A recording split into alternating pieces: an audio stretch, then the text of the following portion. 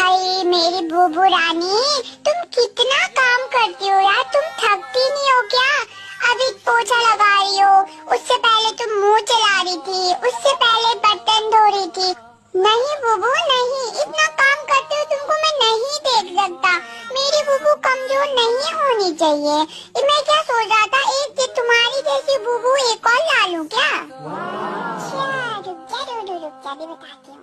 हाँ डूडू, ले आओ। तो बहुत जरूरत है डूडू, क्योंकि काम तो ज्यादा है, तो वो भी कर लेगी मैं भी कर लूंगी। तो मैं भी ऐसी सोच रही थी, एक डूडू और रख लेते हैं, आधा खर्चा वो चला लेगा, आधा खर्चा तुम चला लोगे डूडू, तुमको भी थोड़ी मदद मिल जाएगी ना डूडू।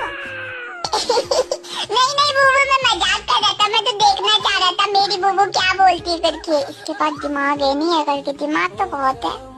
आए दूसरी बुबू लाने का, उठा के बाहर फेंक दूंगी तुमको भी उसको भी।